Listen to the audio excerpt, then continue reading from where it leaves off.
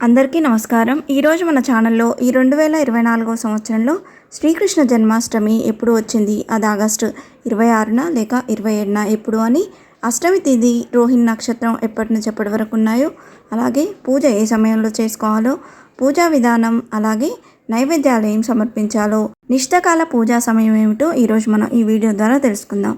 అంతకంటే ముందుగా ఇంతవరకు నా ఛానల్ సబ్స్క్రైబ్ చేసుకున్న వాళ్ళు ఉంటే సబ్స్క్రైబ్ బటన్ని ప్రెస్ చేసి పక్కనే ఉన్న బెల్ ఐకాన్ని ప్రెస్ చేసి ఆల్ అనే ఆప్షన్ ప్రెస్ చేశారంటే నేను పెట్టే ప్రతి వీడియో మీరు నోటిఫికేషన్ ద్వారా మొదటగా చూసేయవచ్చు. వీడియో మొత్తం ఎక్కడా స్కిప్ చేయకుండా చూస్తారని ఆశిస్తున్నాను. ముందుగా వీడియోలోకి వెళ్ళిపోదాం. కృష్ణం వందే జగద్గురుం. హిందువుల పవిత్ర గ్రంథమైన ఈ భగవద్గీత సృష్టిలో జరిగే ప్రతి సంఘటనకు ఇందులో సమాధానం ఉంటుంది. ఇంతటి మహోత్తరమైన గ్రంథాన్ని మనకు అందించిన ఆ కృష్ణ పరమాత్మని యొక్క జన్మదినాన్నే కృష్ణాష్టమిగా జరుపుకుంటాము. ఈ రోజునే గోకులాష్టమి అని, ఉట్ల పండుగ అని కూడా పిలుస్తాము. అష్టమిలో పుట్టిన ఈ చిన్ని కృష్ణుడు తన లీలలతో ప్రజలను విశేషంగా ఆకట్టుకున్నాడు. ఆయుధం పట్టకుండానే వెనకుండి కురుక్షేత్రాన్ని నడిపించిన మహాయోధుడు. అంతటి మహత్తరమైన వ్యక్తి శ్రావణ మాసం కృష్ణపక్షంలోని అష్టమి తిథిలో రోహిణి నక్షత్ర లగ్నమందు జన్మించాడు. శ్రీకృష్ణుడు దేవకీ వసుదేవులకు 8వ గర్భంగా శ్రావణ మాసం కృష్ణపక్షం అష్టమి తిథి రోజు కంసుడి చెరసాలలో జన్మించాడు. ద్వాపర యుగంలో జన్మించిన కృష్ణుడు నేటి కలియుగానికి ఆదర్శంగా నిలుస్తున్నారు. అందుకే ఆయన్ని అందరూ తమ ఇష్టదైవంగా కొలుస్తారు. ఈ 2024వ సంవత్సరంలో శ్రీకృష్ణ జన్మాష్టమి ఎప్పుడు వచ్చిందో, పూజా సమయం ఏమిటో ఇప్పుడు తెలుసుకుందాం.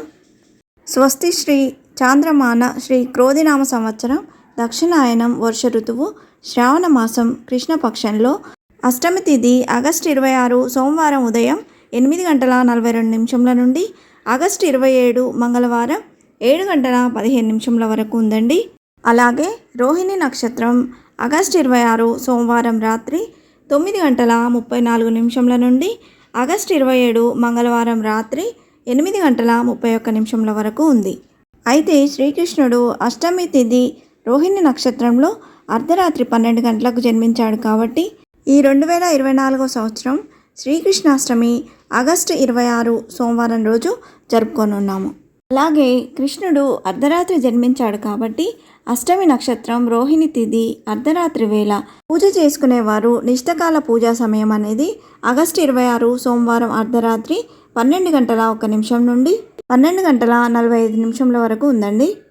ఈ సమయంలో పూజ చేయడం కుదరని వారు ఆగస్టు 27 మంగళవారం అష్టమి తిథి వెళ్ళేలోపుగా పూజ చేసుకోవచ్చు.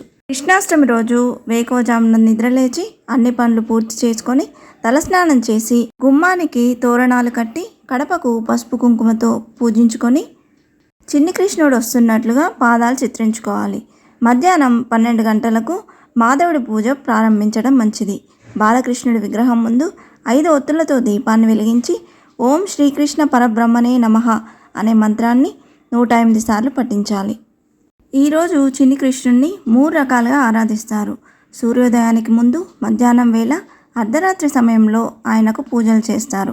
మధ్యాహ్నం 12 గంటలకు ఈ పూజను ప్రారంభించేవారు మొదట నీరు తీసుకొని దేవకికి అర్పించి తల్లి దేవకిని పూజించిన తర్వాతనే మాధవుడికి ప్రత్యేకంగా పూజలు చేస్తారు. ఈరోజు ముఖ్యంగా ఉపవాసం ఉండి రాత్రికి శ్రీకృష్ణుడి లీలలు కథలతో జాగరణ చేసి మరుసటి రోజు భోజనం చేస్తారు. అంతేకాకుండా స్వామికి సంబంధించిన అష్టోత్తరం, బాలకృష్ణ స్తోత్రం, శ్రీకృష్ణ సహస్రనామాలు, భాగవతంలోని దశమ స్కందం చదవాలి అని పండితులు చెప్తున్నారు. శ్రీకృష్ణాష్టమి వేళ కృష్ణ దేవాలయాలను కానీ గౌడీయ మఠాలను కానీ దర్శిస్తే చాలా శుభప్రదమని పండితులు చెప్తున్నారు. కృష్ణాష్టమి నాడు భక్తులు పగలంతా ఉపవాసం ఉండి సాయంత్రం శ్రీకృష్ణుడిని పూజిస్తారు. శ్రావణ మాసంలో లభించే పళ్ళు, అటుకులు, బెల్లం కలిపిన వెన్న, పెరుగు, మీగడ స్వామికి నైవేద్యం పెడతారు. ఊయల కట్టి అందులో శ్రీకృష్ణుని విగ్రహాన్ని పడుకోబెట్టి ఊపుతూ రకరకాల పాటలు, కీర్తనలు పాడతారు. పురవీధుల్లో ఎత్తుగా ఉట్లు కట్టి పోటీ పడి వాటిని కొడతారు. భక్తి శ్రద్ధలతో శ్రీకృష్ణ జయంతిని వ్రతంగా ఆచరిస్తే గోదానం చేసిన ఫలితం, కురుక్షేత్రంలో సువర్ణదానం చేసిన ఫలం దక్కుతుందని బ్రహ్మాండ పురాణం చెప్పింది. ఇంతే ఫ్రెండ్స్, ఈ వీడియో మీకు నచ్చిందని ఆశిస్తున్నాను.